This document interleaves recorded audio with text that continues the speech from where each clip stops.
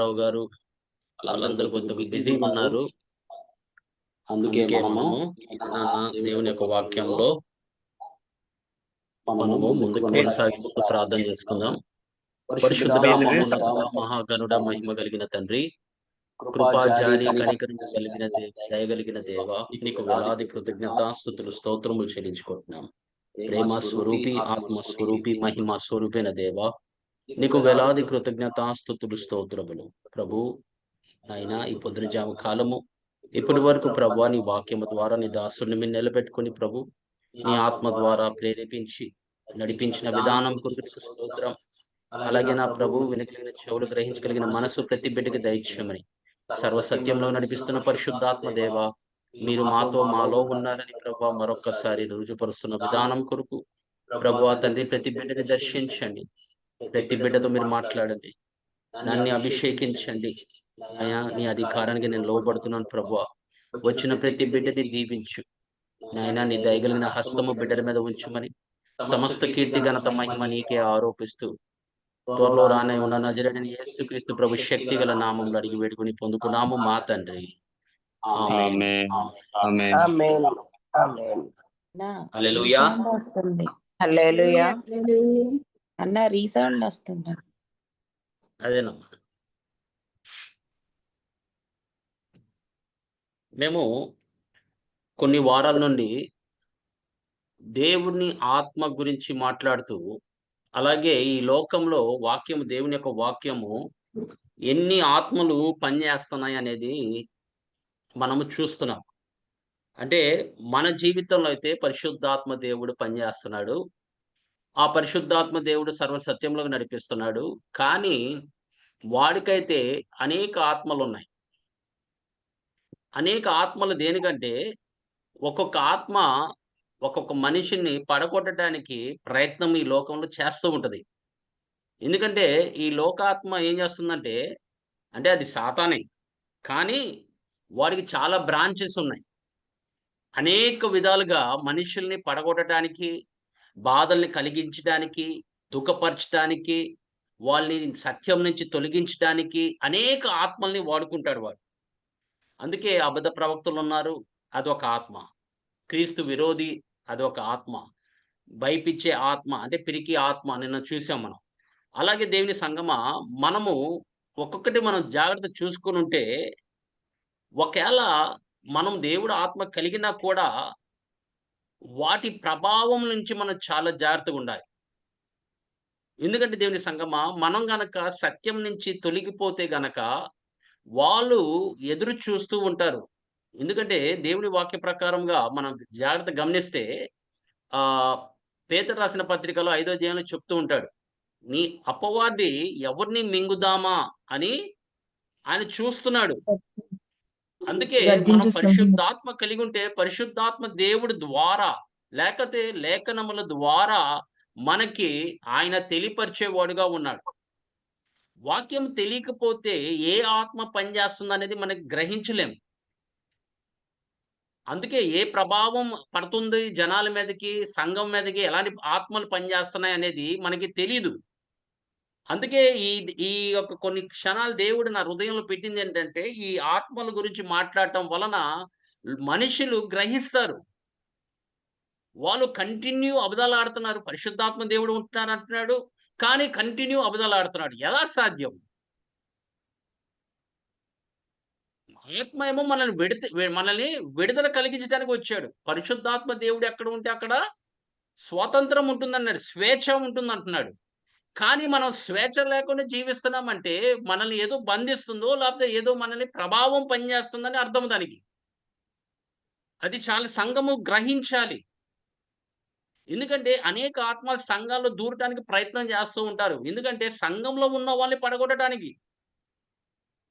దేవుని సంగమా, మనం చాలా జాగ్రత్తగా ఉండాలి. ఈ దినాన్న నిన్న మనం చూసాం పిరికి ఆత్మ, దాన్ని ఎలా ఎదిరించాలి. ఈ దినాన మనము యెషయా గ్రంథము 61:3 ఒకసారి చదవమ్మా.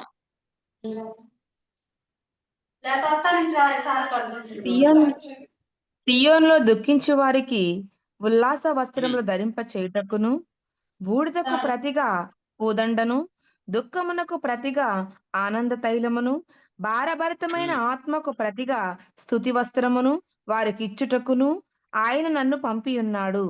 యెహోవా నన్ను ఆమె దేనికి మహిమపరచుకొన్నట్లు పంపించాడు? తండ్రి కుమారుని ఎందుకు పంపించాడు? కారణం ఇక్కడ సియోనులో చెప్తున్నాడు. దుఃఖించు. ముందుగా మనకి నూతన నిబంధనలు చూసినట్లయితే దీని నిమిత్తము దేవుని కుమారుడు ప్రత్యక్షమయ్యాడు. సాతాను క్రియలని, ఆ అపవాది క్రియలు క్రియలేంటో లయించుటకు. మనం జాగ్రత్త పరిశీలన చేసుకుంటే అనేక క్రియలున్నాయి. 1 కాదు, 2 కాదు.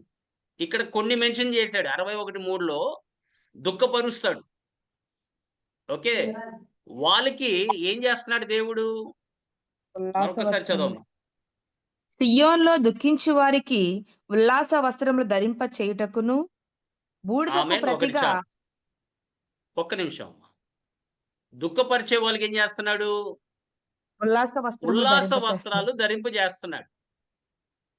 ఎందుకంటే దుఃఖించేవారు అంటే ఈడేం చేస్తాడంటే మనకు దుఃఖం వస్తుంది. కానీ ఆ దుఃఖంలో నిలిచి ఉండడానికి వీలు లేదు. ఎందుకంటే దేవుడు మనకి ఒక ప్రత్యేకమైన ప్రణాళిక, ఉద్దేశ్యం కలిగి ఉన్నాడు కాబట్టి దేవుడి ఆత్మ మనల్ని ముందు కొనసాగేటట్టుగా కృపనిస్తాడు. అందుకే మనకి ఆ ఉల్లాస వస్త్రాలు ధరింపు చేసినప్పుడు ఆ దుఃఖం అనేది పోతుంది.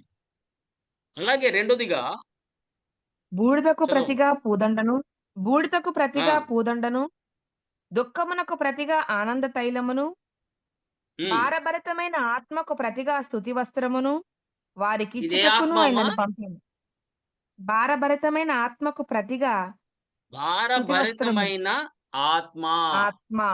ఇది ఎలా పనిచేస్తదంటే, నీకు జరిగినది, జరగాల్సినది జరగపోతే, ప్రార్థన చేసింది అది ఇంకా పెండింగ్‌లో ఉంటే, ఏమవుతుందంటే ఒకలాంటి భారము నీలో ఉంటుంది.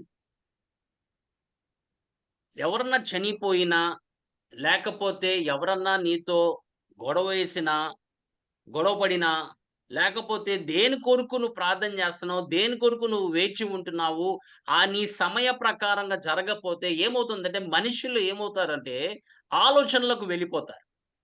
ఆలోచనలకు వెళ్ళినప్పుడు ఏమవుతుందంటే ఆ భారము వాళ్ళ హృదయాల్లో ఉండిపోతుంది. ఆ భారము హృదయాల్లో ఉన్నప్పుడు ఏమవుతుందంటే నువ్వు మాట్లాడలేవు సరింగా, ఆనందంగా ఉండలేవు, సంతోషంగా ఉండలేవు. ఒక మూలలో కూర్చొని అలాగే ఉంటారు. That is called the spirit of heaviness. That is called the spirit of depression. మనము పరిశుద్ధాత్మ కలిగున్నా కూడా వాడి ప్రయత్నం వాడు చేస్తాడు. అందుకే బ్రదర్ గారు అంటూ ఉంటారు, "జాగ్రత్తమ్మా చీకటి వస్తుంది" అంటారు. ఎందుకని? ఎవరిని పడగొట్టడానికి వస్తది? ఒక క్రైస్తవుడినే. వాళ్ళు చీకట్లో ఉన్నారు. వాడిని పడగొట్టాల్సిన అవసరం లేదు లోకంలో ఉన్న వారిని. వాళ్ళు ఆల్రెడీ చీకట్లోనే ఉన్నారు వాళ్ళు. జాగ్రత్తమ్మా చీకటి ప్రభావం వస్తుంది. జాగ్రత్త దాన్ని గద్దించు అని ఎందుకంటారు? ఎవరి కోసం వస్తున్నారు వాళ్ళు? ఆ చీకటి ఎందుకు మనల్ని కంపడానికి ప్రయత్నం చేస్తది? ఆలోచించాలి మనం. ఎందుకంటే దేవుని సంగమా మనము మనం దేవుని యొక్క మార్గంలో నడిచేటప్పుడు గాని, పరిశుద్ధాత్మ అభిషేకం కలిగిన వారిని ఎంతసేపు శరీరంలో గాని, మన ఆలోచన విధానంలో గాని, మన హృదయాలలో పడగొట్టటానికే ప్రయత్నం చేస్తారు. గమనించండి. పాత నిబంధన ఏంటి? కొత్త నిబంధన ఏంటి? అభిషేకం అభిషేకం కలిగిన వారందరూ కొంతమంది పడిపోయారు. సంసోను పడిపోయాడు. దావీదు పడిపోయాడు. సౌలు అవిధేయతగా జీవించాడు. పరిశుద్ధాత్మ అభిషేకం కలిగిన వాడు. సమూయేలుని ఆయన అభిషేకించాడు. అందుకే దేవుని సంగమా ఇప్పుడు ఆత్మ వారు మనలో నివసించటానికొచ్చాడు. అయినా కూడా పరిశుద్ధాత్మ దేవుడు చెప్తాడు మనకి. నువ్వు దుఃఖపడాల్సిన అవసరము లేదు. నీకు భారం కలగడానికి వీలు లేదు. నేను నీకు తోడై ఉన్నాను. ఎందుకంటే దేవుని సంగమా దేవుడు మనతో మాట్లాడకపోతే గనక ఏమవుతుందంటే మన సొంత ఆలోచనలకు వెళ్ళిపోతాం. సంతో సొంత ఆలోచనలకు వెళ్ళినప్పుడు భారము కలుగుతూ ఉంటాం. మనం ప్రార్థన చేయలేకపోతాం. పాటలు పాడలేకపోతాం. అలాగే దేవుడు ఆలయంలోకి వెళ్ళటానికి ఇష్టం ఉండదు. పొద్దున్న జామున లేచి ప్రార్థన చేయడానికి ఇష్టం ఉండదు. అది ఆ ఆత్మ ఎలా పనిచేస్తదంటే మనల్ని కృంగదీస్తది. ఎవరితో మాట్లాడనివ్వదు. ఆ ప్రభావం అలా ఉంటుంది. You will be depressed. ఎవరితో మాట్లాడడానికి ఇష్టం ఉండదు. ఒక మూలలో కూర్చొని అలాగే ఆలోచిస్తూ ఉంటావు. That is called the spirit of depression. అది డిప్రెస్ చేస్తది మనుషుల్ని. అందుకే దేవుని సంగమా దాని కోసం నేను వచ్చానంటున్నాడు. దీనికి మనం ఏం జేయాలి? ఆయన చెప్తున్నాడు చూడండి. వారికిచ్చుటకు ఆయన చదవండి. నన్ను పంపియున్నాడు. భారభరితమైన ఆత్మకు ప్రతిగా హ్మ్. స్తుతి వస్త్రమును వారికిచ్చుటకు ఆయన నన్ను పంపియున్నాడు. యెహోవా ఆమేన్. తన్ను వాళ్ళకి మహిమపరచు ఏం చేస్తున్నాడంట? స్తుతి స్తుతి వస్త్రాలు వస్త్రమునిస్తున్నాడంట. ధరింపు చేయటానికి. అప్పుడు నువ్వేం జేయాలి? స్తుతించాలి. నీకు భారము కలిగినప్పుడు, నువ్వు దుఃఖంలో ఉన్నప్పుడు, నీవు కృంగిపోతున్నప్పుడు నువ్వేం జేయాలి? దేవుడి సన్నిధిలోకి వెళ్లి కూర్చోవాలి. మన దావీదు తీసుకోండి. ఆ చిన్న బాబు చనిపోయాడు. చిన్న బాబు చనిపోయిన తర్వాత ఏం జరిగింది? ఆయన వెంటనే అప్పుడు జనరల్‌గా ఏడుస్తారు. జనాలు ఏడుస్తారు, బాధపడతారు, దుఃఖపడతారు. ఆయన కొడుకు చనిపోయాడని. కానీ ఆయన లేచి స్నానం జేసి, వస్త్రాలు ధరింపజేసుకొని, అత్తరు పూసుకొని ఎక్కడికెళ్ళాడు? దేవుని సన్నిధికి ఏమ్మా! వెళ్ళాడండి. ఎక్కడికెళ్ళాడు? దేవుని సన్నిధికండి. దేవుని దేవుడి దగ్గరికెళ్ళి సన్నిధిలోకెళ్ళాడు. దేవుడి సన్నిధిలోకెళ్ళి ఆయన దేవుడితో మాట్లాడటం మొదలెట్టాడు. చూసారా దేవుని సంగమా? ఎప్పుడన్నా గాని ఏ సిట్యుయేషన్ మన జీవితంలో వచ్చినా కూడా మనకు ఒక్కడే మన దేవుడు. ఆయన సన్నిధిలోకి వెళ్లి కూర్చోగలిగితే, ఆయన సన్నిధిలోకి వెళ్లి ఆ భారం ఏంటో ఆయన సన్నిధిలో పెడితే, ఏమవుతుందంటే వెంటనే దేవుడు ఆత్మ మన మీదకొస్తుంది. ఆయనేం చేస్తాడంటే మనల్ని అభిషేకించే కొద్దీ ఆ స్తుతి వస్త్రాలు ధరింపజేసినప్పుడు గాని, ఆ ఆనంద తైలము మన మీద నింపుతున్నప్పుడు గాని, అప్పుడేమవుతుందంటే ఆ భారము మనలో నుంచి బయటికి వెళ్ళిపోతుంది. అది నేను అనుభవించాను. అది నేను స్వయంగా అనుభవించాను. అప్పుడు ఆ దినాల్లో మా భార్య చనిపోయినప్పుడు ఒక్కలాంటి దుఃఖం వచ్చేసింది నాకు. ఏదైనా గాని ఆలోచన ఎందుకు జరిగింది? ఎలా జరిగింది? మనం ఇలా చేసుంటే బావుండేదేమో, అలా చేసుంటే బావుండేదేమో అని ఆలోచనలతో మనకి డిప్రెషన్ వచ్చేస్తది. మనం తీసుకునే నిర్ణయం కరెక్టా? కాదా? మనం ఏం చేస్తే ఇలా ఇలా ఆపగలమేమో అని అనుకుంటూ ఉంటాం మనం. కానీ దేవుని సంగమా, ఆ ఆలోచనలన్నీ వచ్చిన తర్వాత మనకి ఒకలాంటి దుఃఖం వచ్చేసి, ఆ భారము ఏమవుతుందంటే ఎక్కువైపోతుంది మనలో. కానీ నేనేం చేసేవాడినంటే, ఎనక బండి మీద కూర్చొని ఎక్కడికెళ్ళాలన్నా సంతోష్ తీసుకెళ్ళేవాడు. నేనప్పుడు బండి కూడా తోలేవాడిని కాదు. సంతోష్ ఎనక కూర్చొని అలాగే వెళ్తుండేవాడిని. అప్పుడు నేను పాటలు పాడుతూ ఉన్నా. దేవుడి సన్నిధిలో ఆయన బండి మీద తోలుతూ ఉన్నాడు. నేను దేవుడి సన్నిధిలో పాటలు పాడుతూ ఉన్నా. పాటలు పాడుతూ ఇంటి దగ్గరికొచ్చేసరికి దే ఏమైందంటే నాలో నుండి ఒక భారము బయటికి వెళ్ళిపోయినట్టుగా నాకనిపించింది. వెంటనే నేను తేలికైపోయాను. మనస్సులో, హృదయంలో నేను తేలికైపోయి వెంటనే దేవానికి స్తోత్రములన్నా. ఎందుకంటే సంతోష్ దేవుడు ఈ భారాన్ని నాలో నుండి తీసివేసేసాడు అని చెప్పా. ప్రభు నామానికి మహిమ కలుగును గాక. ఆమేన్. హల్లెలూయా. ఆమేన్. చూడండి ఆమేన్. దేవుని సంగమా. చూడండి. ఆడు మనకి ఎలాగో దుఃఖం వస్తుంది. ఏది జరిగినప్పుడు కూడా. నీ ప్రార్థన ఆలకించపోయినా కూడా దుఃఖం వస్తది. బాధ కలిగిద్ది. నీకు నీ నీ సమయం ప్రకారంగా పనులు జరగకపోతే నీకెలాగైనా దుఃఖం వస్తది. ఏంటి ఇంకా కొనసాగుతుందిది? ఎప్పుడు మారుతారు నా బిడ్డలు? ఎప్పుడు ఇదవుతదా? అని ఒకలాంటి భారము కలుగుతూ ఉంటుంది. కానీ దేవుని సంగమా ప్రభు ఏం చెప్తున్నాడంటే, ఆయన మనకి స్తుతి వస్త్రాలు ధరింపు చేయటానికి వచ్చే ఉన్నాను అంటున్నాడు.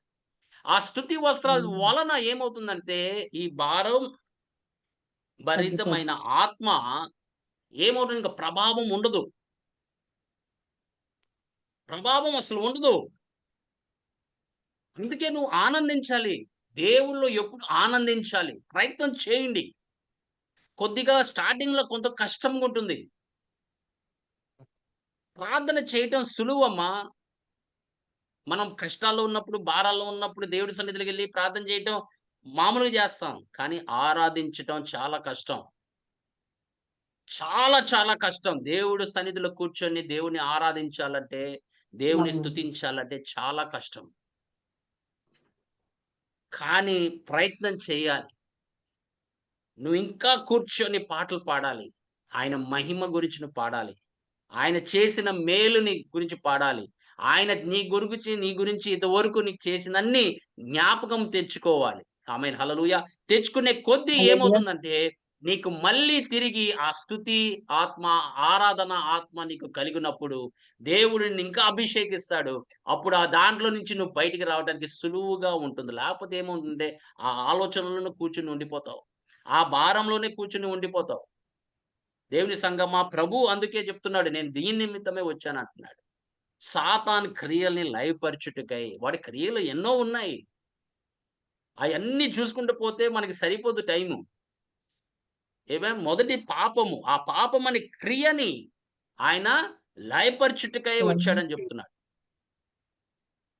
ఎంతమందిని దుఃఖపరుస్తాడో, ఎంతమందిని బాధ కలిగిస్తాడో, ఎంతమందిని శోధిస్తాడో, ఎంతమందికి అనేక విషయాల్లో కృంగిజేసేటట్టుగా ప్రయత్నం చేస్తాడు. ఎందుకంటే మన ప్రభువైన యేసుక్రీస్తుని మనం విడిచిపెట్టి, మనం మళ్ళీ తిరిగి లోకానికి రావాలని వాడు ఎన్నో ప్రయత్నాలు చేస్తూ ఉంటాడు. కానీ దేవుని సంగమా, ప్రభువు అయితే నిన్ను విడవడు, ఎడబాయడు. ప్రభువుకి తెలుసు. ఆమేన్. వాడి ప్రయత్నం వాడు చేస్తాడు. కానీ దేవుడైతే నీ పట్ల నిలిచి నీకు విజయమిచ్చే దేవుడై ఉన్నాడు. ప్రభు నామానికి మహిమ కలుగును గాక. ఆమేన్. హల్లెలూయా! ఆమేన్. అన్నిట్లో నుండి హల్లెలూయా. నీకు విజయం ఇస్తాడు. అన్నిట్లో నుండి నీకు ఆమేన్. విజయం ఇస్తాడు. కానీ నువ్వు స్తుతించే వస్త్రాలు ధరింపు చేసుకోవాలి. స్తుతి వస్త్రాలు ధరింపు చేసుకోవాలి. చేసుకున్నప్పుడే దేవుడేం చేస్తాడంటే నిన్ను అభిషేకిస్తాడు. మీరు చూడండి దేవుని సంగమా, ఈ ఆత్మ ఎలా పనిచేస్తదో ఒకసారి చూడండి. మొదటి సమూయేలు గ్రంథము 16 అధ్యాయము 14 నుంచి చదవము. 16, 14. యెహోవా ఆత్మ సౌలును విడిచిపోయి, యెహోవా యొద్ద నుండి దురాత్మ ఒకటి వచ్చి అతన్ని వెరవింపగా, సౌలు సేవకులు, దేవుని యొద్ద నుండి వచ్చిన దురాత్మ ఒకటి నిన్ను వెరపించుచున్నది. మా ఏలినవాడవైన నీవు ఆజ్ఞ ఇమ్ము, నీ దాసులమైన మేము సిద్ధముగా ఉన్నాము. సితారా చమత్కారంగా వాయింపగల ఒకరిని విచారించుటకై మాకు సెలవిమ్ము. దేవుని యొద్ద నుండి దురాత్మ వచ్చి నిన్ను పట్టినప్పుడెల్లా అతడు సితారా చేత పట్టుకొని వాయించుట చేత నీవు బాగుపడదువని అతనితో అనిరి. ఆమేన్. ఏమన్నారు? ఆమేన్. ఎవరన్నా వాయిద్యం వాయించేవాళ్ళుంటే గనక, వాళ్ళొచ్చి దురాత్మ వాయిస్తే పోతుంది. గనక ఇది నీకు దురాత్మ పోద్దు. అది పోతుందన్నాడు. చేత పట్టుకొని వాయించి నువ్వు చూసారా బాగుపడదు దేవుని అని సంగమా? చెప్పాడు. ఆళ్ళు ఎలా బాగుపడతావంటే, నువ్వు దేవుడి సన్నిధిలో కూర్చోవాలి. అందుకే దావీదుని రప్పించారు. రప్పించి ఆ వాయిద్యాన్ని వాయించే కొద్దీ వాయిద్యం. ఆయనకి ఏమైందంటే, ఆ ఆత్మ వాడిని పీడింపకుండా వెళ్ళిపోయింది. చూసారా? చాలా మంది దేవుని సంఘంలో పీడింపబడుతున్నారు. మనసులో, హృదయాల్లో పీడింపబడుతున్నారు. వాళ్ళకి ఒక్కటే, దేవుడు సన్నిధిలో కూర్చొని స్తుతించాలంటే వాళ్ళకిష్టం ఉండదు. వాళ్ళకి ఎంతసేపు ఎవరో ఒకళ్ళు ప్రార్థన చేయాలి. అది వాళ్ళు వెంటనే అది పోవాలి. అది జరగదు. నువ్వు గనక దేవుడి వాక్య ప్రకారంగా చేయకపోతే గనక, దేవుడి వాక్య ప్రకారంగా నువ్వు లోబడపోతే గనక, అది పనిచేస్తూనే ఉంటది.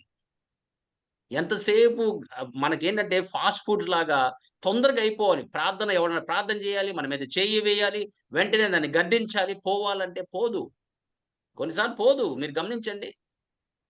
ఎందుకంటే దేవుని సంగమా, నువ్వు దేవుని స్తుతించడానికి ఇష్టపడట్లేదు. నువ్వు దేవుణ్ణి ఆరాధించడానికి ఇష్టపడట్లేదు. బైబిల్ చెప్తుంది అదే. ఈ భారము భరితమైన ఆత్మ ఉన్నప్పుడు నీ మీద నువ్వేం చేయాలంట? స్తుతించే వస్త్రాలు ధరింపజేసుకోవాలి. అప్పుడు దేవుడు ఏం చేస్తాడంటే నీకు ఒక శక్తినిస్తాడు. దాన్ని ఎదుర్కోటానికి ఒక శక్తి బలము నీకు దయచేస్తాడు. ఎదుర్కోటానికే కదా ఆయన మనకి ఆయుధాలిచ్చాడు. ఆత్మనిచ్చాడు. ఆయుధాలిచ్చాడు. దాన్ని ఎదుర్కోటానికే. దేవుని సంగమా, మనము కూడా ఏం చేయాలి? పాటలు పాడుతూ దేవుని మహిమపరచాలి. స్తుతించాలి. అందుకే బైబిల్ దేని కోసమే మనల్ని ఎన్కరేజ్ చేసేది? దేవుని స్తుతించండి. ఎల్లప్పుడూ దేవుని స్తుతించమన్నాడు. ఎల్లప్పుడూ దేవుని స్తుతులు, స్తోత్రములు చెల్లించమన్నాడు. ఎందుకని? అది స్తుతి వలన ఏమవుతుందంటే శక్తిని పొందుతున్నావు. నువ్వు శత్రువుని జయించాలంటే నీకు ఉండాల్సిన వస్త్రము స్తుతి వస్త్రము. నువ్వు దేవుని ఆత్మతోను, సత్యముతోను ఆరాధించే విధానము నేర్చుకోవాలి. అప్పుడు ఏమవుతుందంటే నువ్వు అందుకే చెప్పాడు కదా ఇజ్రాయెల్ ప్రజలకి, ఫరోతో మాట్లాడుతున్నప్పుడు, నా ప్రజల్ని విడిచిపెట్టు అరణ్యంలో నన్ను ఆరాధించటానికి. దేనికోసం మనల్ని ఆయన సాతాను నుంచి గాని, ఆరాధించేయటానికి. చీకటి నుండి ఎందుకు మనల్ని విమోచించాడు? ఆయన ఆరాధించడానికే కదా. హ్మ్. ప్రభు చెప్తున్న మాట ఆ స్త్రీతో బావి దగ్గర, తండ్రిని ఆరాధించేవారు ఆత్మతోనూ సత్యముతోనూ ఆరాధించమన్నాడు. మరి మనం దేవుడి సన్నిధిలో కూర్చున్నప్పుడు ఆయన్ని స్తుతించకపోతే, ఆరాధించకపోతే, ఎల్లప్పుడూ నీ యొక్క మాటలతో ఆయన్ని పీడిస్తూ ఉంటే ఎలా ఉంటుందమ్మా? అంటే అన్నీ నీ వైపే జరగాల. ఆయనకి రావాల్సిన మహిమ నువ్వు ఇవ్వవా? ఆయనకి రావాల్సిన ఘనత నువ్వు చెల్లించవా? ఆయన చేసిన మేలుకి నువ్వు ఆయన గురించి పాటలు పాడవా? నిన్ను విమోచించాడు. నీ రక్తం కడిగి ఆయన నిన్ను పరిశుద్ధపరుస్తున్నాడు, పవిత్రపరుస్తున్నాడు. మరి ఆయన సన్నిధిలో మనం కూర్చొని ఎంత ఆయన గురించి స్తుతించాలి, ఆరాధించాలి. ఎంతసేపు మనం ఏంటంటే మన గురించే మనం ఆలోచిస్తాం. మన కుటుంబం గురించే ఆలోచిస్తాం. మన పరిస్థితుల గురించే ఆలోచిస్తాం. అయన్నీ పక్కన పెట్టండి తల్లి. పక్కన పెట్టి దేవుడి మీద కాన్సంట్రేట్ చేయండి. దేవుడి మీద దృష్టి ఉన్నవాడు ఈ చుట్టుపక్కల ఏం జరిగినా కూడా అయేం ఆయనకి కనపడవు. ఎంత భారం ఉన్నది అన్నీ పోతాయి. ఎందుకంటే దేవుడు దీనికోసం వచ్చానని చెప్తున్నాడు. ఆయన మనకి విడుదల కలిగించడానికి వచ్చానని చెప్తున్నాడు. ఆమేన్. హల్లెలూయా. మీరు గమనించండి, హల్లెలూయా. హానా జీవితం తీసుకోండి. హానా జీవితము పిల్లలు లేరు. మరి ఆమెకెంత దుఃఖం ఉంటుంది. ఆ! రెండో భార్యకేమో పిల్లలున్నారు. హానాకేమో పిల్లలు లేరు. ఆమేన్. కానీ ఎల్కనా అయితే హానానే ప్రేమించాడు. కానీ పిల్లలు లేరు. రాహేల్‌ని ప్రేమించాడు యాకోబు, పిల్లలు లేరు. ఇషాకు రెబెక్కని ప్రేమించాడు, పిల్లలు లేరు. మరి వాళ్ళు ఎంత దుఃఖముతో ఉండుంటారు, ఎంత భారము కలిగి ఉండుంటారు. వాళ్ళ హృదయాలు ఎలా ఉండుంటాయి. కానీ అక్కడితో విడిచిపెట్టలా వాళ్ళు. దేవుడి సన్నిధికి వచ్చి మొర్ర పెట్లా హన్నా వచ్చి ఎంత దూరం నుంచి ఎక్కడో ప్రయాణం చేసి దేవుడి సన్నిధిలోకి వచ్చి ఆమె హృదయాన్ని దేవుడి ముందు పెట్టింది. ఏడుస్తూ, బాధపడుతూ ఆమె దేవుడి ముందు దుఃఖపరుస్తున్నప్పుడు ఆమెన్ ఏలి చూసి, "ఏంటమ్మా పొద్దున్నే తాగావని?" మద్యమునైన పానమును "కాదయ్యా చేయి. నేను ఆయన నా ఆత్మను ఉన్నదన్నీ యెహోవా ఆయనకి సన్నిధిలో." చూసారా దేవుని సంగమా? That is the solution. బాధల్లో, కష్టాల్లో ఎక్కడికి వెళ్ళాలి అనేది మనం గ్రహించాలి. ఎవరన్నా గాని, ఎవరన్నా చెయ్యేసి నీ మీద ప్రార్థన చేసిన యెడల అప్పులు పోతాయమ్మా? పోవండి. మీరు చెప్పండి. పోవండి. ఆ? నీ కష్టాలు పోతాయా? మనమే ప్రార్థన ఎలా చేస్తాం. పోతాయి? నువ్వు నడవాలి కదా! దేవుడి సన్నిధిలో నువ్వు నడవాలి. నీవు తగ్గించుకుంటే ఆయన అక్కడ నీ ప్రార్థన ఆలకిస్తాడన్నాడు. నా ప్రజలు ఏం చెప్పాడమ్మా? 2 కొరింథీయులకు రాసిన పత్రిక 7:14 ప్రకారం ఏం చెప్పాడమ్మా? నా పేరు పెట్టబడిన నా జనులు తాము తగ్గించుకున్నప్పుడు ఏం చెప్పాడు? తగ్గించుకొని ప్రార్థన చేసి చెడుతనమును విడిచి హ్మ్. ఏం చేస్తాడన్నాడు? దేశమును స్వస్థపరుస్తాడు. నా పేరు పెట్టబడిన నా జనులు తాము తగ్గించుకొని ప్రార్థన చేసి నన్ను వెదికి తమ చెడు మార్గములను విడిచిన ఎడల ఆకాశం నుండి నేను వారి ప్రార్థనను విని వారి పాపమును క్షమించి వారి దేశమును స్వస్థపరచుదును. ఆమేన్. ఆమేన్. ఇప్పుడు పాస్టర్ గారు వచ్చి నీ మీద చేయి వేస్తే ఆ పాపాలు పోతాయమ్మా నువ్వు ఒప్పుకుండా? ఏమ్మా పోవండి. పాస్టర్ గారు వచ్చి నీ మీద పోవండి. చేయి పెడితే ఆ పోవండి. అవన్నీ బ్లెస్సింగ్స్ వస్తాయమ్మా? రావండి. రావమ్మా, రావు. ఎందుకంటే దయ్యాల్ని వెళ్ళగొట్టొచ్చు. నీ మీద చేయేసి ఆయన గనక వివేచించగలిగితే ఏ దయ్యం పనిచేస్తుంది అనేది ఆయన గ్రహించొచ్చు, ఏ ఆత్మ పనిచేస్తుందో గ్రహించొచ్చు, వాటిని వెళ్ళగొట్టడానికి ప్రయత్నం చేయవచ్చు. కానీ బ్లెస్సింగ్ అనేది మటుకు ఆ యొక్క దేవుడి దీవెనలు మటుకు ఏమన్ అది దేవుడే ఇవ్వాలి. ఎందుకంటే నువ్వు తగ్గించుకోవాలి దేవుడి సన్నిధిలో. దేవుని సంగమా, భారం కలిగిన వారు చాలా మంది ఉన్నారు సంఘాల్లో. మీరు ఒకసారి కూర్చొని వాళ్ళతో మాట్లాడండి. వాళ్ళు అనేక విషయాలు భారంతో ఉంటారు. నేను ఒకటే చెప్తాను, అమ్మా ఉంటాయి. ఈ జీవిత కాలం అంతా ఉంటాయి. మనం ప్రభువు వచ్చే వరకు శోధనలు ఉండవని చెప్పలేదు బైబిలు. అనేక శ్రమల్లో మనం పొందుకొని దేవుని రాజ్యంలో ప్రవేశించాలని చెప్పాడు. ఇయన్నీ మనం జయించాలంటే మనం చేయాల్సింది ఒక్కటే.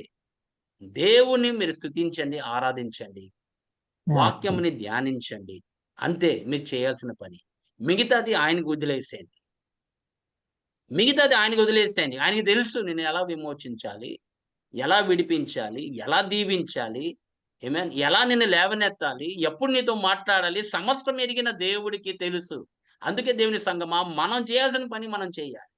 దేవుడి సన్నిధిలో కూర్చొని ఆయన్ని స్తుతించండి. ఆ భారం వెళ్ళకపోతే అప్పుడు అడగండి.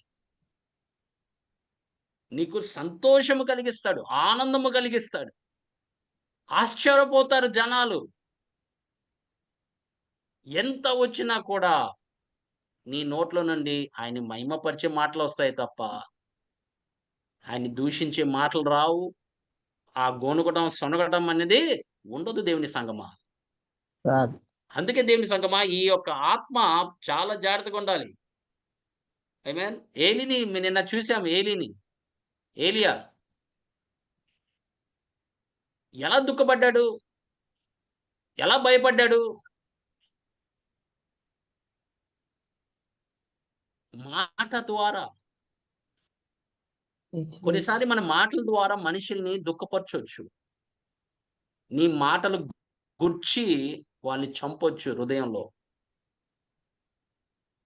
అందుకే మన మాటల్ని జాగ్రత్తగా మనం మాట్లాడాలి. దేవుని సంగమా, మనం దేవుడి పిల్లలము.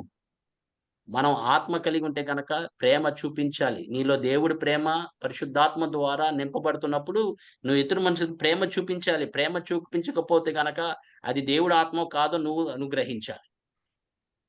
ఎందుకంటే దేవుడి ఆత్మ ఎల్లప్పుడూ మనుషుల్ని ప్రేమించే విధానంగా ఉంటుంది. ఎందుకంటే ఒక స్థితిలోంచి నువ్వు వచ్చున్నావు. ఒకప్పుడు నువ్వు కూడా పడిపోయిన వాడివే. ఒకప్పుడు మనం పాపం చేసిన వారమే. మనం కూడా ఒకప్పుడు దుఃఖపడిన వారమే. మనం కూడా భారం కలిగిన వారమే. కానీ దేవుడు వాటిలన్నిటిలోంచి మనకి విడుదలిచ్చినప్పుడు మనం కూడా అది ఎదుటి మనిషితో అలాగే ప్రవర్తించాలి. ప్రేమతో వాళ్ళు కూడా దానిలోంచి బయటికి వచ్చేటట్టుగా మనం ప్రయత్నం చేయాలి. అందుకే కొన్నిసార్లు సిట్యుయేషన్స్ దేవుడు అలౌ చేస్తాడు మనల్ని వెళ్ళటానికి. God allows you to go through situations. ఎందుకంటే ఒక దినాన నువ్వు వేరే వాళ్ళకి చెప్పినప్పుడు వాళ్ళు దేవుడి మీద ఆధారపడతారు. నీ సాక్ష్యం చెప్పినప్పుడు దేవుడి మీద ఆధారపడతారు వాళ్ళు. అందుకే దేవుని సంగమా, మన బైబిల్ ఎంత గొప్పదంటే యోబు గ్రంథము 3వ అధ్యాయము 11వ వచనం చూడమ్మా.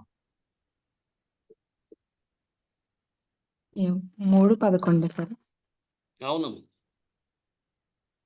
పుట్టుకలోనే నేనెలా చావకపోతిని, గర్భము నుండి బయలుదేరగానే నేనెలా ప్రాణము విడవకపోతిని. ఆమేన్. ఆ ప్రశ్న మోకాళ్ళ ఎందుకు మీద అడిగాడు? నన్ను ఆ ప్రశ్న అడగడానికి కారణం ఏంటమ్మా? ఆయనకున్న దుఃఖమును బట్టి. ఆయన పిల్లలు చనిపోయారు. ఆస్తి పోయింది. అన్నీ పోయింది. భారముతో చెప్తున్నాడు. నేను కూడా వెళ్ళిపోతే బావుండని. అసలెందుకు పుట్టానా అంటాడు ఒక చోటలో. నేనెలా చావకపోతే. ఆయన పుట్టిన దినాన్ని ఆయన ఏం చేశాడు? శపించాడు. శపించాడు. ఎందుకనమ్మా? భారంతోనేగా ఆయన మాట్లాడుతుంది. హ్మ్. ఎంత భారము కలిగుంటే గనక అలా మాట్లాడతాడు ఒక మనిషి. అది కూడా దేవుడు భయము కలిగిన వాడు. ఏమేన్ నా యోబుని చూసావా నీతిమంతుడు అని చెప్పాడు దేవుడు ఆయన గురించి సాక్ష్యం చెప్తూ సాతానుతో. కానీ ఆయన కూడా మనిషే. భారము కలిగి ఆయన జీవిస్తున్నాడు. కానీ చివర్లో మనం చూస్తూ ఉంటాం. ఏమేన్ ఆయన స్నేహితులు ఆయన్ని ఓదార్చడానికి వచ్చిన స్నేహితులు కూడా కొంతకాలము 7 రోజులు వాళ్ళు మౌనంగా ఉండి ఆయన పరిస్థితిని చూస్తున్నారు. తర్వాత ఆయన పరిస్థితి అర్థం చేసుకోలేక, తెలియక వాళ్ళు నానా విధాలుగా ఆయన్ని దూషించటము, "నువ్వు పాపం చేసావు కాబట్టి ఈ పరిస్థితొచ్చింది. నువ్వు ఇలా చేసావు కాబట్టి పరిస్థితొచ్చింది" అని మాట్లాడటం వలన కూడా ఆయన ఏమీ మాట్లాడలా. కామ్‌గున్నాడు. ఎందుకంటే ఆయనకి తెలుసు. దేవుడికి, ఆయనకి మధ్య ఇది. ఈ పరిస్థితి దేవుడికి తెలుసు. సాతానుకి తెలుసు. ఆయనకి తెలుసు. కానీ అయినా కూడా ఆయన జాగ్రత్తగా మౌనంగా ఉండి తర్వాత ఏమీ మాట్లాడలా. చివరికి దేవుడేం చేశాడు? యోబుని దీవించాడన్నాడు. యోబుని ఆ పరిస్థితి నుంచి లేవనెత్తాడని చెప్తున్నాడు. ఆమేన్. దేవుడు రెట్టింపుగా ఆయన కుటుంబాన్ని దీవించాడని చెప్తున్నాడు. దేవుని సంగమా, కొన్నిసార్లు భారంలో ఉన్నప్పుడు నువ్వు ఏం మాట్లాడుతున్నావు జాగ్రత్త. భారం కలిగినప్పుడు, లేకపోతే దుఃఖంలో ఉన్నప్పుడు ఏం మాట్లాడుతున్నావు అనేది జాగ్రత్తగా ఉండాలి. ఆలోచించి మాట్లాడండి. ఎందుకంటే దేవుడు వింటున్నాడు. 40 సంవత్సరాలు వాళ్ళ మాటలు, గొణుకులు, సొనుకులు వినట్లేదమ్మా ఆయన. ఏం చేశాడు? ఆళ్ళ మాటలు వింటూనే ఉన్నాడు. అందుకే మోషేతో చెప్పాడు, "నువ్వు పక్కకు తప్పుకో, వీళ్ళని నేను నశింపజేస్తానన్నాడు." నశింపచేసేస్తాను. కానీ మోషే ఎన్ని సార్లు అడ్డుపడినట్లుగా మనకి బైబిల్ కనపడుతూ ఉంటది. అందుకే దేవుని సంగమా జాగ్రత్తగా ఉండాలి. శోధనలో గాని ఏం మాట్లాడుతున్నావు? శ్రమలో వచ్చినప్పుడు ఎలాంటి మాటలు మాట్లాడుతున్నావు? భారం కలిగినప్పుడు ఎలాంటి మాటలు మాట్లాడుతున్నావు అనేది గ్రహించండి. చాలు. ఒకరితో ఒకరు తొందరపడి చేయలేరు. ఎలాంటి మాటలు మాట్లాడమాకండి. దేవుడి సన్నిధిలోకెళ్ళి కూర్చోండి. స్తుతించండి, ఆరాధించండి. అంతకన్నా గొప్పవాడు నీకు పక్కన కూర్చొని చెప్పేవాడు ఎవడు ఉండడమ్మా మనకి. హల్లెలూయా. ఆమేన్. మనుషులు మాటల ద్వారా మనకు కొంతసేపు ఆదరిస్తారు. అవును. కానీ వాళ్ళు వెళ్ళిపోయిన తర్వాత అదే పరిస్థితి అలాగే ఉంటుంది కదా! మార్పు ఉండదు కదా! ఉండదు. ఏమ్మా? మార్పు ఉండదు. ఉండదండి. వచ్చి మనల్ని ఆదరిస్తారు.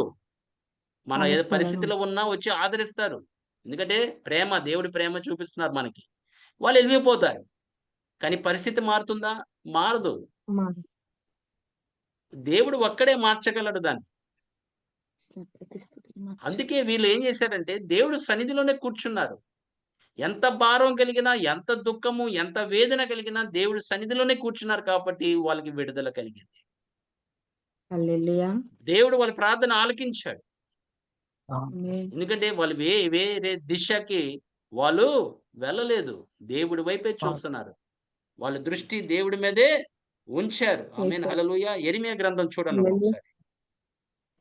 యెరిమియా గ్రంథము 20 అధ్యాయము 14 వచనం. నేను పుట్టిన దినము శపింపబడును గాక, నా తల్లి నన్ను కనిన దినము శుభదినమని అనబడకుండును గాక. నీకు మగపిల్ల పుట్టినని నా తండ్రికి వర్తమానం తెచ్చి అతనికి అధిక సంతోషం పుట్టించినవాడు శాపగ్రస్తుడగును గాక. ఆమేన్. ఎందుకు ఈ మాటలు అంటున్నాడమ్మా? ఇర్మియా ఇంతకు ముందు బాధను. దేవుడు వాక్యం చెప్పిన వాడేగా. దేవుడు ఏది చెప్తే అదే ప్రకటించేవాడుగా యెరిమియా. వాళ్ళు పాపం చేస్తుంటే ఆ పాపము దేవుడు చూసి యెరిమియాకెళ్ళి చెప్పండి. పంపించి వాళ్ళతో మాట్లాడమన్నప్పుడు ఇజ్రాయెల్ ప్రజలతో వాళ్ళేమో ఏం చేసేవాళ్ళు? ఎగతాళి చేసేవారు. నవ్వుతూ ఉండేవారు. ఆయన్ని ఎన్నో కష్టాలు పెట్టారు. అందుకే they call him weeping prophet. Jeremiah చాలా దుఃఖపడేవాడు. ఎప్పుడు ఏడుస్తూ ఉండేవాడు. ఎందుకంటే దేవుడు మాటలు తీసుకెళ్ళిన మనుషులు వినేవారు కాదు. ఆ మాటలని తిరస్కరించేవారు. చాలా సార్లు హింసించారు. ఆయన్నే అబద్ధ ప్రవక్త అని కూడా పిలిచారు. ఆయనకి ఇంకా ఏమి చేయాలో తెలియక భారం కలిగి ఆ బాధలు పడకలేక ఆయన ఈ మాటలు అంటున్నాడు. దేవా నేను ఇంకా నీ వాక్కు నేను ప్రకటించను అని చెప్తున్నాడు. కానీ ఆయన వాక్యము ఆయన హృదయంలో ఎలా ఉందంట? అగ్ని వలె ఉందంట. అగ్ని వలె ఉంది కాబట్టి నేను ఆపలేకపోయాను అంటున్నాడు. దాన్ని ముందు కొనసాగించాడు. దేవుడు వాక్యం ఆయనకి హృదయంలో అగ్నిలాగా ఉందని చెప్తున్నాడు. అందుకే నీ మాటలు అగ్ని వంటిది కాదా అన్నాడు. సుత్తి లాంటిది కాదా అని చెప్తాడు యెరెమీయా. నా మాట అగ్ని వంటిది కాదా, బండను బద్దలు చేయ సుత్తె వంటిది కాదా. ఆమేన్. చూసారా? ఆమేన్. దేవుడు మాటలు మనలో ఉన్నప్పుడు మనం ఆగలేమమ్మా. ఎవ్వరు ఎగతాళి చేసినా కూడా, ఎవ్వరు ఇది చేసినా కూడా, మనం దేవుడు వాక్యాన్ని ప్రకటించేవారుగానే ఉంటాం. వాళ్ళు మనల్ని తక్కువ చేసి మాట్లాడినా పర్లేదు. ఆళ్ళు బూతులు తిట్టినా పర్వాలేదు. ఆపలేము. కానీ మనిషి కదమ్మా యెరెమీయా. బాధపడుతున్నాడు. దేవుడి దగ్గరికి తీసుకెళ్ళాడు. ఆ విషయం దేవుడి దగ్గరికి తీసుకెళ్ళాడు. అయినా కూడా దేవుడికి తెలుసు. ఆయన ప్రవక్తని హింసిస్తున్నారు. ఆయన ప్రవక్త అనే మాటల్ని దేవుడు మాటలను తిరస్కరిస్తున్నారు. ప్రవక్తని కాదు, దేవుడు మాటలనే తిరస్కరిస్తున్నారు. వాళ్ళు దేవుడినే తిరస్కరిస్తున్నారు. దేవుడు పంపించిన మాటలనే వాళ్ళు ఎగతాళి చేస్తున్నారు. కానీ మనిషి కదమ్మా ఆయన యెరెమీయా. భారం కలిగి సేవ చేస్తున్నాడు. ఎక్కడికి వెళ్ళకూడదు అనుకుంటున్నాడు, దేవుడు అక్కడే పంపిస్తున్నాడు. మీరు గమనించండి. బైబిల్‌లో మన నిజంగా ఎంత సత్యమైనదంటే దేవుడు ఉన్నట్టున్నట్టుగా మాట్లాడతాడు. తన ప్రవక్తల గురించి ఏంటి, తన దైవజనుల గురించి ఏంటి, తన ప్రజల గురించి ఏంటి, తన బిడ్డల గురించి ఏంటి, ఉన్నట్టి సత్యముగా మాట్లాడతాడు దేవుడు. ఆయన భారం కలిగి ఆయన వాక్యము చెప్పలేకపోయాడు. కానీ దేవుడే ఆయన్ని ప్రోత్సహించి, ఆయన్ని లేవనెత్తి, ఆయన మళ్ళీ పంపించాడు. దేవుని సంగమా, మనము కూడా ఎన్ని భారాలున్నా కూడా దేవుడి సన్నిధిలో కూర్చోండి. ఆ భారం దేవుడి సన్నిధిలో పెట్టండి. ఆమేన్. ఎందుకంటే దాంట్లోనే నువ్వు నివసిస్తే గనక ఏమవుతుందంటే వాటి ప్రభావములు నీ మీద పడతాయి. ఆ ప్రభావములు నీ మీద పడినప్పుడు ఏం జరుగుతుందంటే నువ్వు దుఃఖపడి, లేకపోతే బాధపడి ఒక మూల కూర్చొని భోంచేయవు, అలుగుతూ ఉంటావు, ఎవరితో మాట్లాడవు. ఒకలాంటి ప్రపంచంలో ఉంటావు. అందుకే దేవుని సంగమా, మనము దేవుని సన్నిధిలో కూర్చుంటే గనక, దేవుని ఆరాధించే విధానం నేర్చుకుంటే గనక, దేవుని స్తుతించే విధానం నేర్చుకుంటే గనక, దేవుడు మన మీద స్తుతి వస్త్రాలు ఈ యొక్క భారము భరితమైన ఆత్మని మనం జయించగలం. మనం జయించేవారుగా ఉండాలి. జయించేవారుగా ఉండాలి మనం. ఆలోచనలు వస్తాయి. ఆమేన్. వాటన్నిటిని నువ్వు ఆపాలి. ఆమేన్. నిన్ను దుఃఖపరచడానికి ఆలోచనలొస్తాయి. నిన్ను బాధ కలిగించడానికి మాటలొస్తాయి. అయినా కూడా నువ్వు దేవుని వాక్యము ద్వారా, దేవుడు నీకిచ్చిన ఆయుధాల ద్వారా, దేవుడు నీకిచ్చిన స్తుతి వస్త్రాల ద్వారా, దేవుడు నీకు ఆరాధన ద్వారా నువ్వు జయించగలవు. ఎందుకంటే దేవుని సంగమా, స్తుతి అనేది ఎంత గొప్ప శక్తి మీకు తెలీదు. బైబిల్ చెప్తూ ఉంటుంది. ఎప్పుడు చెప్తూ ఉంటుంది. దాన్ని స్తుతించండి, దాన్ని స్తుతించండి, స్తుతించండి, స్తుతించండి అని. ఎందుకు చెప్తున్నాడంటే దేవుని సంగమా, ఆ స్తుతి ఆరాధన వలన వాళ్ళు దేవుని యొక్క శక్తి పొందుకొని వాళ్ళు సమస్తముని జయించారు. శత్రువుని జయించారు. ఆమేన్. దేవుడు వాళ్ళకి ఇంకా దగ్గరయ్యారు. అందుకే దేవుడి మహిమను చూశారు. వాళ్ళు జరగబోయే సంగతులు దేవుడు తెలియపరిచాడు. ప్రవక్తల ద్వారా గాని, లేకపోతే రాజుల ద్వారా గాని, ఎవరి ద్వారా అయినా గాని దేవుడు జరగబోయే సంగతులు ఆయన రాయించాడు ప్రజలతో. ఎందుకంటే వాళ్ళు దేవుడితో కమ్యూనికేషన్ అలా ఉండేది. దేవుడితో ఆ సహవాసం అలా ఉండేది. దేవుడితో సహవాసం చేసేవారు ఆహ్, ఏమంటారు? సీక్రెట్ అమ్మా. రహస్యాలేమో. సీక్రెట్‌ని తెలుగులో ఏమంటారమ్మా? మర్చిపోయాను అప్పుడే. రహస్యాలండి. రహస్యం. రహస్యాలు. దేవుడు ఆ రహస్యాల్ని మీకు తెలియపరుస్తాడు. అందుకే మర్మాలు తెలియపరుస్తున్నాడు. అయన్నీ రహస్యాలు. దేవుడితో సహవాసం చేసేవారు, దేవుడి సన్నిధిలో కూర్చున్నవాళ్ళు, స్తుతించేవారు, ఆరాధించేవారంటే ఆయనకి ఎంతో ఇష్టము. వాళ్ళకి ఆయన రహస్యాలు తెలియపరుస్తాడని చెప్పాడు. He will make known his ways unto you. The very secret things అని చెప్తాడు. దేవుని సంగమా, మన దేవుడు ఆషామాష కాడు. గొప్పవాడు, శక్తిమంతుడు, మంచివాడు కూడా. మంచివాడు కూడా. ఆమేన్, హల్లెలూయా. అందుకే హల్లెలూయా. నిరంతరము మనం దేవుడి సన్నిధిలో కూర్చొని ఆయన ఆరాధించే విధానం మనము నేర్చుకోవాలి. అది నేర్చుకోవాలంటే మనం ఆయన్ని ముందుగా స్తుతించాలి. రెండోదిగా కీర్తన గ్రంథము 34 అధ్యాయము 17, 18 వచనాలు చూడండి. నీతిమంతులు మొర్రపెట్టగా యెహోవా ఆలకించును. వారి శ్రమలన్నిటిలో నుండి వారిని విడిపించును. విరిగిన హృదయము గలవారికి యెహోవా ఆసన్నుడు. నలిగిన మనస్సు గలవారిని ఆయన రక్షించును. ఆమేన్. నీతి ప్రభు నామానికి మహిమ కలుగును గాక. నీతిమంతులు ఏం చేయాలంటమ్మా? ఏం చేయాలి? మొరపెట్టాలి. మొర్రపెట్టాలి. మొరపెట్టాలి. యెహోవా ఆలకించును. మొర్రపెట్టినప్పుడు ఏమవుతుంది? "He will Jehovah deliver them from వారి ఆల్ ద శ్రమలన్నీ ట్రబుల్స్" అంటున్నాడు. వాళ్ళ శ్రమలన్నిటిలోంచి శ్రమలన్నిటిలో విడుదల కలిగిస్తాడని చెప్తున్నాడు. కానీ నీతిమంతుడు ఎవరి దగ్గరికెళ్తారు? మనుషుల దగ్గరికే వెళ్తారు. దేవుడి దగ్గరికి వెళ్లరు. ఏమో పాస్టర్ గారు చెయ్యేస్తే ఏదో జరిగిద్దేమో. పాస్టర్ గారు ప్రేయర్ చేస్తే, "ఏమ్మా నువ్వు మోకరించి ప్రేయర్ చేయడానికి ఏంటి బాధ?" బ్రదర్ నా కొరకు మీరు కొంచెం ఉపవాసం ప్రార్థన చేయాలంట. ఈవిడ బాధలకి పాస్టర్ గారు ఉపవాస ప్రార్థన చేయాలంట. ఆ! మీరు గట్టిగా ప్రార్థన చేయాలి బ్రదర్ నా కొరకు. అదేంటమ్మా? నువ్వు దర్జాగా ఇంట్లో కూర్చొని తింటూ ఉంటావు. పాస్టర్ గారేమో కూర్చొని ఆయన దేవుడి సన్నిధిలో కూర్చొని నీ కొరకు మొరపెడుతూ ఉండాలి. ఎవరిని చెప్తున్నాడు దేవుడు? నీతిమంతులు ఆయన మొరపెట్టు. సన్నిధిలో మొరపెట్టినాడల్లా వాళ్ళ సమస్యల వారి నుంచి శ్రమ ఆయన విడిపిస్తాడని చెప్తున్నాడు. విడిపిస్తాడు. పలానా వాళ్ళ దగ్గరికెళ్ళమని చెప్పాడా దేవుడు. ఆయన సన్నిధిలోకి రమ్మన్నాడు. నీ భారము తీసుకుని వెళ్ళు. నీ దుఃఖాన్ని తీసుకుని వెళ్ళు. నీ అవసరాలతోనే తీసుకుని వెళ్ళు ఆయన సన్నిధిలోకి. మీరు మోకరించి ప్రార్థన చేయండి. దేవుడు మీ ప్రార్థన ఆలకించకపోతే అప్పుడు అడగండి.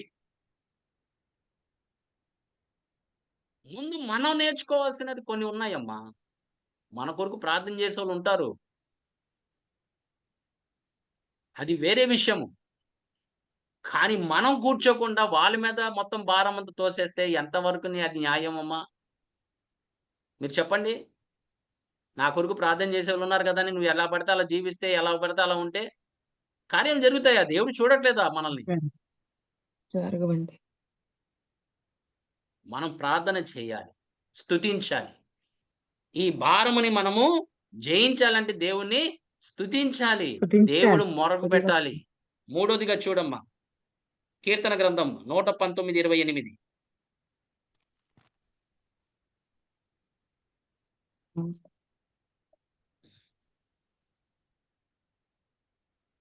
119:28. వ్యసనము వలన నా ప్రాణము నీరైపోయెను. నీ వాక్యము చేత నన్ను స్థిరపరచుము. ఆమేన్. ఆయన ఆమేన్. వ్యసనముల వలన హల్లెలూయా. ఏమవుతుందంటమ్మా? నా ప్రాణము నీరైపోయెను. ప్రాణము నీరైపోయెను. నీ నీ వాక్యము వాక్యము ద్వారా నన్ను స్థిరపరచుము. స్థిరపరచుము. ఇంగ్లీష్‌లో అయితే నన్ను బలపరచుము అని రాస్తుంది. ఎందుకంటే దేవుని సంగమా, my soul melts from heaviness అంటున్నాడు ఇంగ్లీష్‌లో అయితే. భారము వలన తన ప్రాణం ఏమైపోతుంది? నీరైపోతుంది. ఏమైపోతుందమ్మా? ఏం చెప్తున్నాడు? వ్యసనము వలన నా ప్రాణము నీరైపోయెను. నీరైపోయెను అంటున్నాడు. కానీ నీ వాక్యము ద్వారా నన్ని స్థిరపరచుము అంటున్నాడు. స్థిరపరచుము. వాక్యమేనమ్మా స్థిరపరిచేది మనల్ని. ఏ పరిస్థితిలో ఉన్నా కూడా నువ్వు భారం కలిగినా, దుఃఖం కలిగినా, వేదన కలిగినా, శోధన కలిగినా, ఏది కలిగినా కూడా దేవుడు వాక్యమే నీకు సమాధానం ఇవ్వగలదు. హల్లెలూయా. నీ వాక్యమే నన్ను ఆదరించినది అని చెప్తున్నాడు కీర్తనకారుడు. మనకి ఆదరణ కావాలన్నా, బలము కావాలన్నా, శక్తి కావాలన్నా దేవుడి వాక్యం దగ్గరికి వెళ్ళండి. ఆ బావి దగ్గరికెళ్ళి కూర్చోండి. కూర్చున్నప్పుడు ఆయన వస్తాడు. ఆ బావిని తెరుస్తాడు. నీకు నీరు పోరుస్తాడు. అందుకే గొర్రెలు ఎక్కడ కూర్చోవాలి? చెప్పండమ్మా. ఎక్కడ కూర్చోవాలి లెక్క ప్రకారంగా? ఆదికాండం 29:2 ప్రకారంగా చూడండమ్మా ఒకసారి. 29:2. అతడు చూచినప్పుడు 29:2. అవును సార్. అతడు చూచినప్పుడు పొలములో ఒక బావి కనబడెను. అక్కడ దాని యొద్ద గొర్రెల మందలు 3 పండుకొని ఉండెను. కాపరులు ఎక్కడ ఉన్నాయంట మందలకు గొర్రెలు? ఒక బావి బావి దగ్గర. బావి పొలంలో చుట్టూతో బావి వెయిట్ దగ్గర ఉన్నాయంట. చేస్తున్నాయి. ఎందుకంటే వాళ్ళకి తెలుసు కాపరి వస్తే మాకు ఏం చేస్తాడు? ఆ బావి నీళ్లు పెడతాడు. ఆలోచించండి ఆ ఒకసారి. బావి ఆ బావి దగ్గర రోజు తాగుతున్నారు కాబట్టి అలవాటైపోయింది వాళ్ళకి. ఆ బావి దగ్గర చుట్టూగా కూడుకున్నారు. ఆ గొర్రెలు ఆయన మందలు 3 మందలుగా కూర్చొని ఆయన అక్కడ కూర్చున్నప్పుడు ఆయన వస్తాడు, నాకు నీరు ఆ పోరుస్తాడు బావి అని తెలుసు వాడికి. ఒక పెద్ద రాయి ఆ బావి అలవాటైపోయింది మీద మూత కదమ్మా! వేసి దాని మీద మూత ఉంది.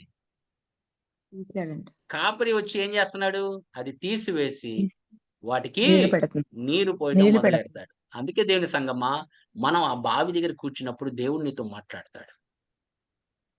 ఆ బైబిల్ అనే బావి దగ్గర కూర్చోండి. దేవుడు నీకు మాట్లాడి నిన్ను స్థిరపరుస్తాడు. నిన్ను బలపరుస్తాడు. నిన్ను ఆదరిస్తాడు. అందుకే దేవుని సంగమా బైబిల్ చదవండి, చదవండి, చదవండి. ఎందుకంటే అది బావి లాంటిది. నీ కాపరి అక్కడే నిన్ను కలుస్తాడు. ఆ వాక్యము దగ్గరే కలుస్తాడు. ఆ వాక్యమైన బావి దగ్గరే కలుస్తాడు. నిన్ను పోషించేది ఆ వాక్యమే. నిన్ను బలపరిచేది ఆ వాక్యమే. నిన్ను స్థిరపరిచేది ఆ దేవుని వాక్యమే. అందుకే చదివేటప్పుడు ముందు పరిశుద్ధాత్మ దేవుడిని రమ్మని చెప్పి అడగాలి. పరిశుద్ధాత్ముడా రండి. నాకు సహాయము దయచేయండి. నేను ఏది చదవబోతున్నానో అది వివరించి నాకు తెలియపరచండి అని పరిశుద్ధాత్మ దేవుడు ఆత్మ ద్వారా అది అన్ని మనుషులు ప్రేరేపించాడు కాబట్టి, వాళ్ళు ఆత్మ ద్వారా రాశారు కాబట్టి, మనము కూడా ఆత్మ వారిని గ్రహించేదట ఆ వాక్కుని గ్రహించే విధానం మనం నేర్చుకోవాలి. నేర్చుకోవాలంటే మన పక్కన ఆయన ఉండాలి. మనలో ఆయన ఉండాలి. మనతో ఆయన ఉండాలి. ఉండి నీకు తెలియపరచాలి. నువ్వు ఏం చదువుతున్నావు అనేది నీకు తెలియపరచాలి. అందుకే ఆ వ్యక్తి అపోస్తల కార్యం 8వ అధ్యాయం, 9వ అధ్యాయంలో మీరు చూసినట్లయితే ఆయన ఏం చదువుతున్నాడో తెలీదు. వెంటనే ఫిలిప్ పక్క నుంచి కూర్చొని ఆయన పక్క నుంచి అలా నడుస్తూ వింటున్నాడు. ఈయన ఏం చదువుతున్నాడు? యెషయా గ్రంథము 53 చదువుతున్నాడు. ఆయన పక్కనొచ్చి నేను నీకు తెలియపరచునా అని అడిగాడు. రా నాకు తెలియట్లా నేను ఎవరి గురించి మాట్లాడుతానో నాకు అర్థం కావట్లా ప్రవక్త అనగానే ఏం చేశాడు ఫిలిప్ కూర్చొని ఆయనకి వివరించి అతనికి మాట్లాడాడు. అలాగే పరిశుద్ధాత్మ దేవుడు కూడా చదవమ్మా. చదవండి సార్. అతనికి యేసుని గురించి సువార్త ప్రకటించెను. హ్మ్. చదవనా సార్? పైనుంచి చదవనండి. అతడు ఏం ప్రవక్త అయిన చేశాడు? యెషయా గ్రంథము చదువుతుండగా విని, ఆయన నువ్వు ప్రవక్త అయిన చదివినది యేసయ్య గ్రంథం గ్రహించు చదువుతున్నాడు. 50 మంది చదువుతున్నాడు. ఎవరి గురించో తెలీదు ఆయనకి. తెలియనప్పుడు తెలియపరిచేవాడు ఎవరు? ఒక మనిషి ఉంటాడు కదా ఎక్కడైనా. ఉండాలండి. కానీ నీలో ఉన్నాడు ఒక మనిషి అని ఒక దేవుడు నీకు ఆదరణకర్తనిచ్చాడు కదా! మరి నీ కూర్చొని చదివేటప్పుడు ఆయన ఆదరణ తీసుకోవాలి కదా! నువ్వు ఏం చదువుతున్నావో నీకు తెలియట్లా. అప్పుడు కూర్చొని ఆయన అడుగు. పరిశుద్ధాత్మ దేవా రండి. నాకు తెలియపరచు. దీన్ని వివరించి నాకు బోధించు అన్నప్పుడు ఆయన బోధించేవాడు కాబట్టి నీకు బోధిస్తాడు. ప్రభు నామానికి మహిమ కలుగును గాక. దేవుని సంగమా, ఆమేన్. దేవుని వాక్యం నిన్ను ఆదరిస్తుంది. ఎలాంటి భారం కలిగిన దేవుడు వాక్యం దగ్గరికి కూర్చోండి. ఆమేన్. దేవుడి సన్నిధిలో స్తుతించండి. దేవుడు ఆత్మని మీరు పొందుకోండి. దేవుని యొక్క వాక్యం మీరు చదవండి. మూడోది నెహెమ్యా గ్రంథము 8వ అధ్యాయము 10వ వచనం చూడమ్మా. నెహెమ్యా నెహెమ్యా 8:10. 8. మరియు అతడు వారితో ఇట్లనెను, పదండి, క్రొవ్విన మాంసము భక్షించుడి, మధురమైన దాన్ని పానము చేయుడి. ఇదివరకు తమ కొరకు ఏమియు సిద్ధము చేసుకొనని వారికి వంతులు పంపించుడి. ఏలయనగా ఈ దినము మన ప్రభువునకు ప్రతిష్టమాయెను. మీరు దుఃఖపడకుడి, యెహోవా యందు ఆనందించుట వలన మీరు బలమొందుదురు. ఆమేన్. ఎలా బలం ఆమేన్. పొందుతామా? మీరు చెప్పండి. ఆయన సీక్రెట్ చెప్తున్నాడు కదా! చాలా మంది బరువు కలిగి జీవిస్తున్నారు. భారం కలిగి జీవిస్తున్నారు. దుఃఖంతో జీవిస్తున్నారు. కానీ యెహోవా యందు ఆనందించుమంటున్నాడు. ఆనందించుట వలన మీరు బలమొందుదురు. మీరు బలము పొందుదురు. పొందుకుంటానంటున్నారు. ఆయన బలం అమ్మా, ఆయన బలం నీకు ఇస్తున్నాడు. మళ్ళీ ఆయన ఆనందం నీకు ఇస్తున్నాడు. ఆయన సమాధానం నీకు ఇస్తున్నాడు. ఆయన ప్రేమ నీకు ఇస్తున్నాడు. నువ్వు ప్రేమించలేవు కాబట్టి ఆయన ప్రేమ నీకు ఇస్తున్నాడు.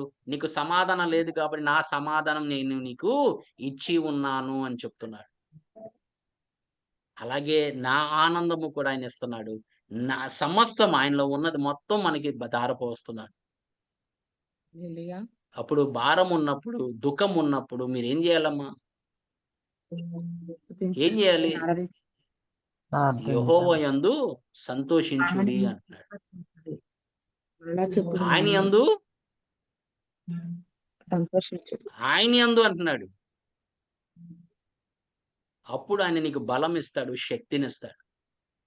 ఇవన్నీ చిన్న చిన్న విషయాలు దేవుడి ద్వారా మనం నేర్చుకోవాలి. స్వయంగా నేర్చుకుంటేనే వాటిలోంచి మనకి భారం ఏంటి, ఏదన్నా గాని ఆ భారం భరితమైన ఆత్మని మనం జయించగలం. You will not be depressed even as a child of God. He will try to depress you, but you will never be depressed because you have the greatest weapon, praise. Amen. Hallelujah. Praise will stop the enemy.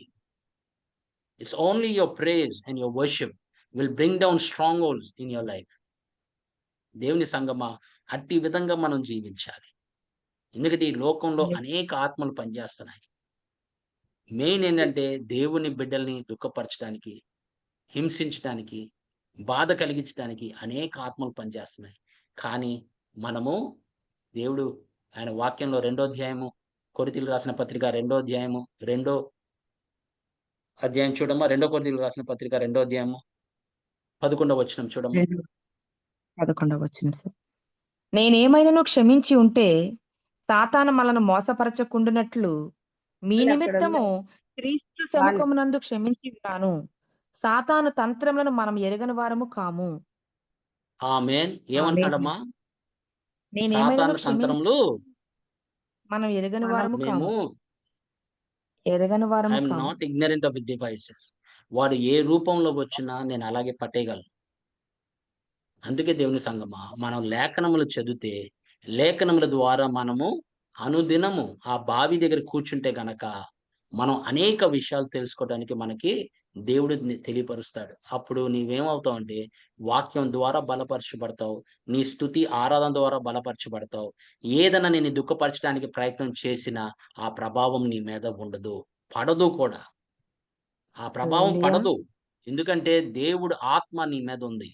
ఆ ఆత్మ వారే ఆయన నిలబడతాడు. దేవుడు వాక్యమే ఆయన్ని జయించే విధానంగా నేను నేర్పిస్తాడు. ఎలా యుద్ధం చేయాలి, ఖడ్గంతో ఎలా వాడాలి అనేది దేవుడే నీకు నేర్పిస్తాడు. ఆమేన్. హల్లెలూయా. హల్లెలూయా. అలాగే అనేక హల్లెలూయా. ఆత్మలు లోకంలో పనిచేస్తున్నాయి, సంఘాల్లో పనిచేస్తున్నాయి. ఏ ఆత్మ పనిచేస్తుంది అనేది మనం గ్రహించాలి. అట్టి వివేచన వరము దేవుడు మనకివ్వాలి. లేఖనముల ద్వారా, పరిశుద్ధాత్మ ద్వారా మన వివేచన మనకి సాధ్యమవుతుంది. అందుకే మీరు ఎప్పుడన్నా ఎవరన్నా మాట్లాడేటప్పుడు మీతో జాగ్రత్తగా గమనించండి. ఎక్కువ మాట్లాడమాకండి. వాళ్ళకి అవకాశం ఇవ్వండి మాట్లాడటానికి. అప్పుడు మీకు తెలుస్తుంది ఏ ఆత్మ పనిచేస్తుందనేది, ఎలాంటి ఆత్మ వాళ్ళని బాధ కలిగిస్తుందో, ఏ విధంగా వాళ్ళని దుఃఖపరచడానికి ప్రయత్నం చేస్తుందో, అప్పుడు మనం ఆ ఆత్మని గద్దించగలము. ఆ ప్రభావంని మనము పారద్రోలగలము. అంతే తప్ప ఎవరన్నా గాని భారంగా ఉన్నానలా ఇది నాన్న దేవుని స్తుతించండి, బాగా స్తుతించండి. దేవుడు స్తుతి వస్త్రాలు ధరింపు చేసుకొని ఆ విజయం మీరు పొందుకోండి. దేవుడి కొద్దిగా మాటలు మన హృదయంలో ఫలింపులోకి తీసుకొచ్చును గాక. ఆమేన్. హల్లెలూయా. హల్లెలూయా. హల్లెలూయా.